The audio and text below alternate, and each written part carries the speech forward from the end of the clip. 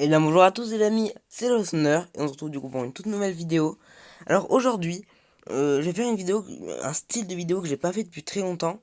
Je vais réagir à un épisode de Beyblade, enfin réagir non, parce que j'ai déjà vu, mais je vais vous donner mon avis sur la question. En fait c'est une review, je vais faire la review comme à l'époque, enfin à l'époque, ça fait pas si longtemps que ça en vrai, hein. Ça doit faire quoi 3 mois que j'ai pas fait de review.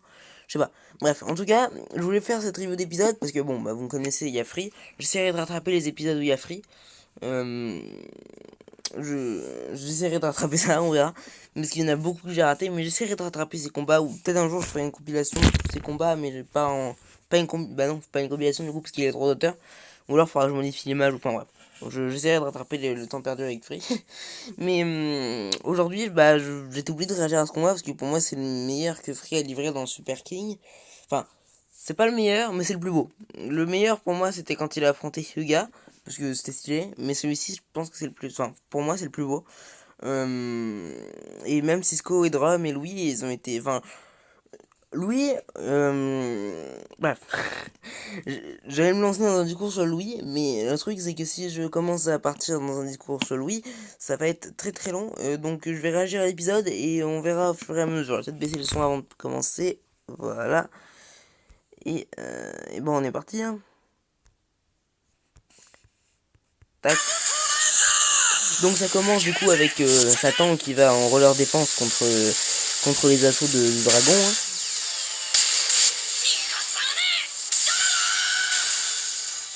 Le dragon qui touche Satan sur la partie où elle n'est pas protégée.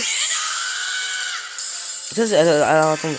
Ça, si je ne me trompe pas, c'est une animation reprise de GT. Enfin, pas entièrement, ils l'ont modifié du coup parce que Dante a changé de tenue. Enfin, Drum. Si vous savez, c'est l'animation quand il bat Behemoth. Euh, ça m'a l'air d'être sensiblement la même, ou du moins d'y ressembler. Bref, continuons. Donc, bah, j'arrête encore, hein, mais je trouve que c'est une très belle scène, l'assaut de dragon, parce que ils ont fait ce semblant de Gold Turbo. Bon, c'est pas un Gold Turbo, parce que du coup, bah, c'était dans GT, mais ça y ressemble beaucoup, sauf qu'ils ont mis du bleu, du coup, à la place du doré, parce que bah, c'est pas un Gold Turbo. C'est juste l'assaut de dragon, et franchement, c'est beau. J'adore, voilà.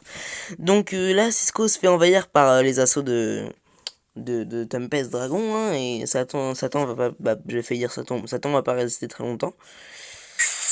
Free vient l'aider, et l'Invinius s'arrête à finir.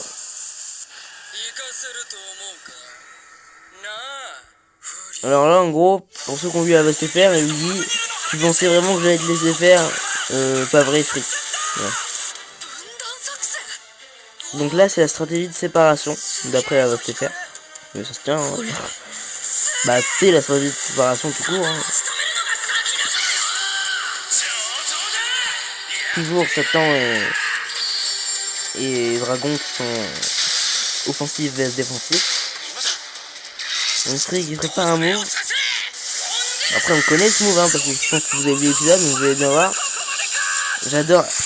J'adore cette animation avec comment on pourrait appeler l'électricité. Non, bah non, enfin oui et non. Enfin, d'un point de vue énergétique oui, d'un point de vue réaliste non. Mais vous avez compris, parce que l'électricité dans les animations de Free, c'est un élément qui est très lié à Free, hein. On peut le voir souvent quand il faisait j'arrive pas à parler aujourd'hui. L'absorb break dans la saison 3, donc le choc absorbé. Alors, pour moi, pour l'instant, le choc absorbé, c'est le move de Free que je préfère. Mais voilà, quoi. On verra par la suite s'il y a un move qui est encore plus beau. Enfin, que j'aimerais encore plus. J'aime bien Mirage Cloud. Donc voilà, donc le Nothing Break. C'est qui prend comment il appelle ça, le Stormblade.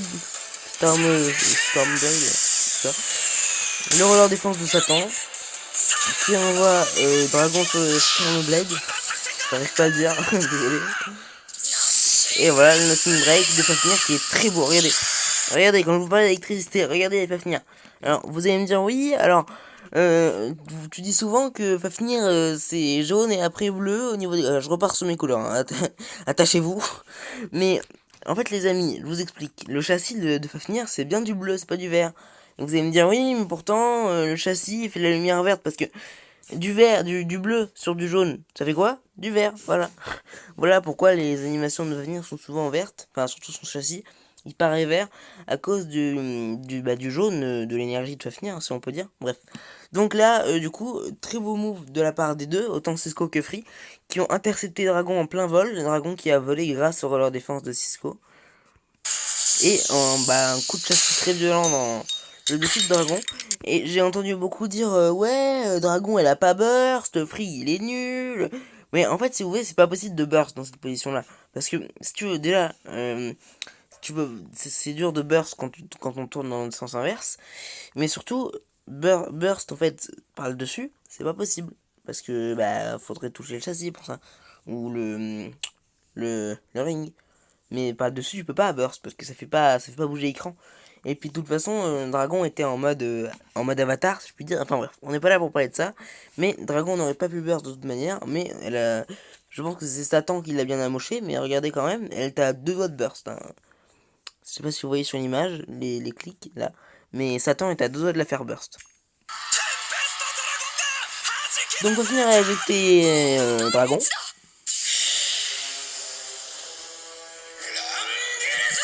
Donc là, Louis, je sais pas s'il se dit quand même qu'il a encore une chance, sachant qu'ils sont en 2v1. Mais il veut essayer d'envoyer valser Satan. Et là, je sais pas si vous vous rappelez au début. Il lui dit exactement la même chose. Bon, regardez là, faire, vous allez voir. C'est un moment de business pour Free, c'est dingue. Et là, magnifique, j'adore. La confrontation entre Louis et Free, pour moi, elle est encore mieux que celle que dans God. Pour moi, c'est le plus beau combat, que ce soit de Free et de Louis dans Super King. Et là, Satan arrive et elle fait pression sur le point d'impact et ça éjecte les deux forcément parce que alors n'allez pas vous imaginer que Cisco est plus fort que Louis et Free, hein, c'est une question de point d'impact. Mais Cisco est très fort, je pas l'oublier. Et donc là, le combat est remporté par Free et Cisco. Alors, c'était une review assez courte, hein, parce que c'était un combat assez court. Mais je compte en faire d'autres, surtout l'épisode prochain, où il y a 2 combats qui me hype, même si on connaît déjà le résultat du Cisco et Free vs Rantaro et Valt, hein. C'est limite comme si dans le preview il disait Rantaro et Valt vont gagner. Il y a même plus de suspense, alors que techniquement ce serait Free et Cisco qui devraient gagner, puisque Free et Valt sont à peu près égaux et Cisco est un peu plus fort que Rantaro. Donc normalement c'est Cisco et Free qui devraient gagner. Mais après c'est un Battle Royale, tout peut arriver dans une Battle Royale, on l'a vu, hein. La preuve, hein, Ranjiro et Aiga ont bien gagné contre Free et Cisco alors qu'ils avaient aucune chance de base. Parce que c'est une Battle Royale, tout peut arriver, hein. Que ce soit des draws, parce que là quand t'as un draw, donc une égalité, il n'y a pas de... Enfin si t'as une égalité générale, t'as un deuxième match, mais si t'as une égalité entre deux bladers, genre Aiga Free, bah t'as pas la suite. Et ça se joue que entre Ranjiro et Cisco. Surtout dans une arène comme ça, tout peut arriver, et c'est même plus les performances qui vont rentrer en question, mais uniquement la tournure que va prendre le combat. Et ça, c'est vrai pour la plupart des Battle Royale.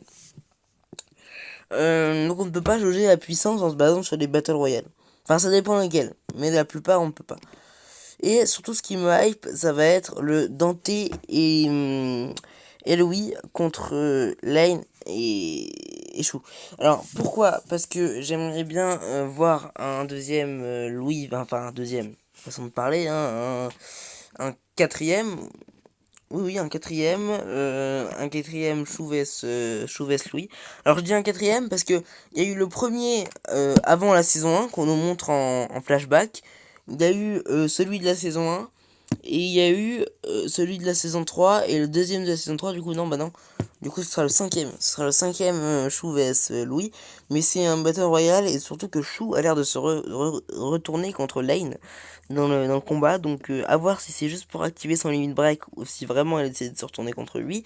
Dans ce cas, Legend Blader et moi avions raison parce qu'on pense on pense tous les deux la même chose. C'est que en fait Chou n'est pas redevenu Red Eye, mais il veut simplement manipuler Lane. Et ça se voit qu'il est pas redevenu Red Eye. Sinon Enfin, vous vous rappelez de Red Eye, hein, l'épisode de Rantaro là où Rantaro vient faire chier Chou là. Ça aurait été Red Eye. ça aurait été moins, voilà quoi, ça aurait été moins sympa. Donc j'ai aussi surtout hâte de voir Free et Cisco affronter Shu et Lane, même si on sait que bah ils ont pas beaucoup de chances de l'emporter, hein.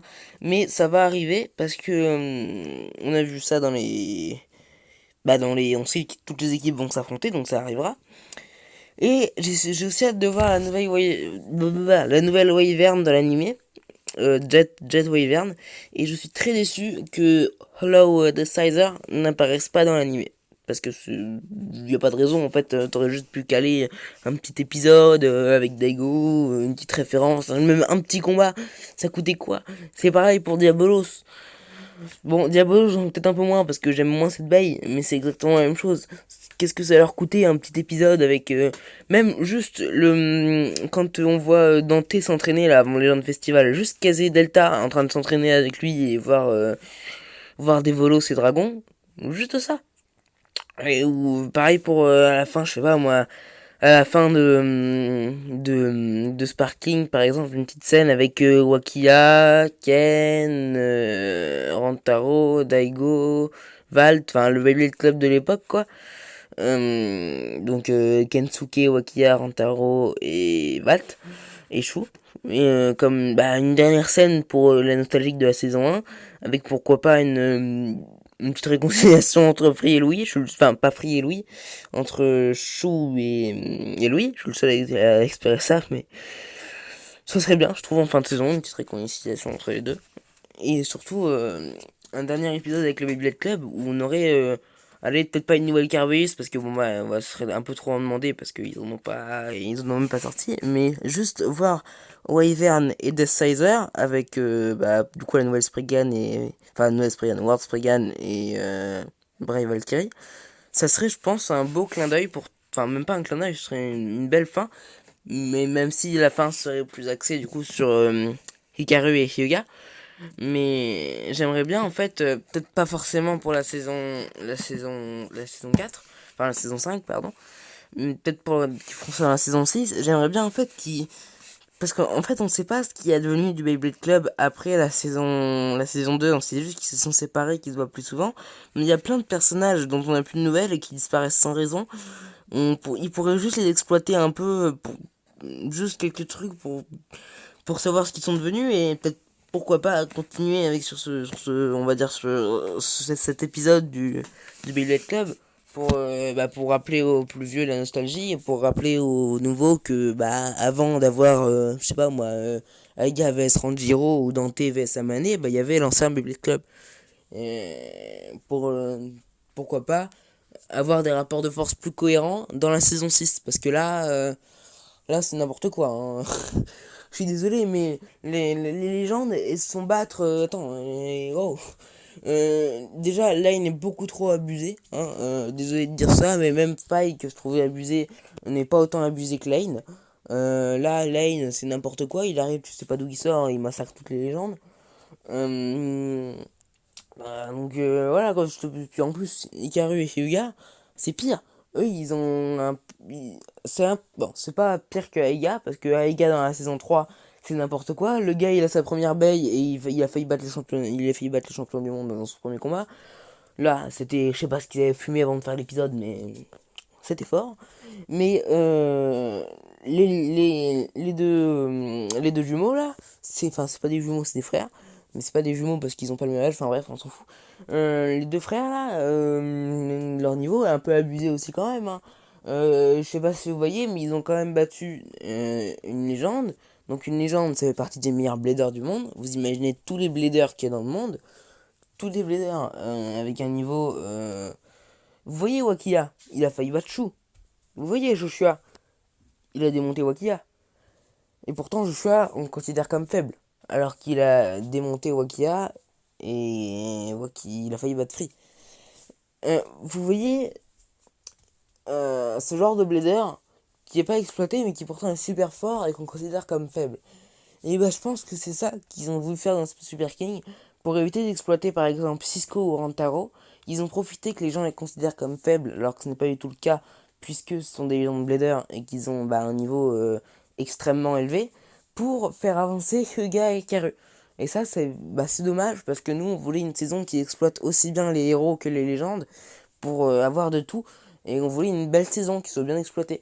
Et finalement, on se retrouve avec les mêmes erreurs que dans toutes les saisons, les héros qui se retrouvent à battre les personnages secondaires dès le début, et des personnages qui vont être mis au placard juste après que les héros les aient dépassés, du genre Rantaro Fisco, même s'ils ont de très beaux combats.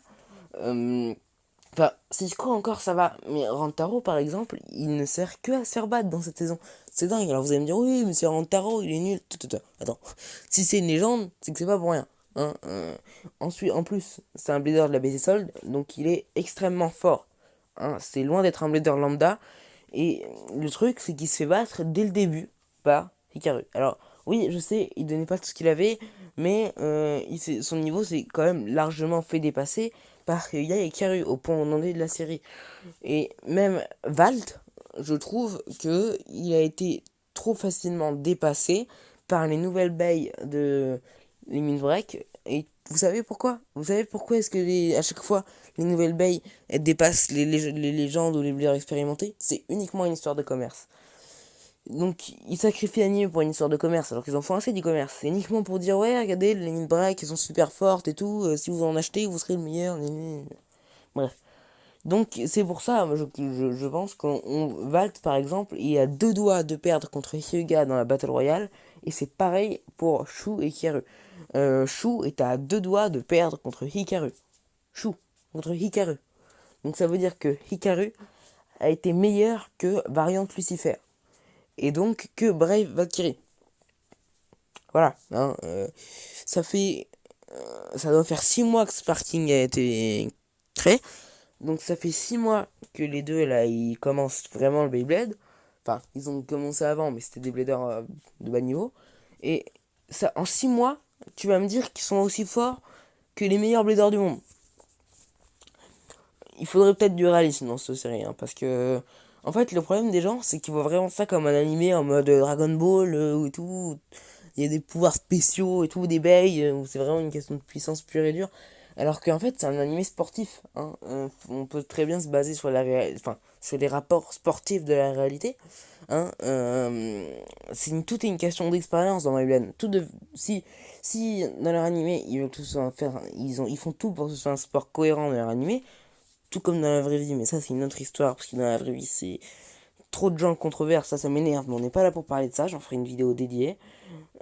Dans l'animé, le problème, c'est qu'ils font pas des rapports de force cohérents avec les rapports de force qu'on pourrait voir dans dans un sport, dans un sport plus célèbre, on va dire. Parce que le Beyblade est un sport, mais dans l'animé aussi c'est censé être un sport, sauf que dans l'animé, il l'exploite pas comme un sport. Dans l'animé, ça ne ressemble pas à un sport alors que c'est un sport. Et le problème, c'est que les rapports de force qu'il y a dans l'animé ne ressemblent pas à celui d'un sport. Et je trouve que c'est pour ça que l'animé est trop de gens le comprennent mal. C'est que des leaders qui ont été champions du monde, qui ont été extrêmement forts comme Free ou Louis ou même Chou, ne peuvent pas être dépassés par quelqu'un qui a moins d'expérience comme Aiga ou, ou Drum. Par exemple, Drum, il est monté très vite pour pas grand chose. Hein. Aiga, pareil, il était censé être champion. Bah, Aiga, je crois que c'est le pire. C'est pas le pire blader, mais c'est la pire montée qu'on ait jamais. C'est incohérent. Il commence le Beyblade, fin de saison, champion du monde. Il a failli être champion du monde en début de saison. Hein. Alors, les mecs. Alors, vous allez me dire que le meilleur blader du monde, Val Taoi, qui a battu Shu, qui lui-même Shu a battu Louis, s'est fait battre. Enfin, a failli se faire battre, était à deux doigts de perdre contre un mec qui faisait son premier combat. Et ben, il est beau, le champion du monde. Hein. Donc, et puis Drum, c'est pareil. Alors, Drum débute. Bon, c'est un leader de la BD donc il était déjà très fort. Mais on peut voir qu'il était quand même moins fort que Aiga. Aiga se fait défoncer. Nouvelle baie. Commerce, hop, Dante devient super fort. Et du coup, tout le monde achète les nouvelles baies. Et au détriment des rapports de force de l'anime.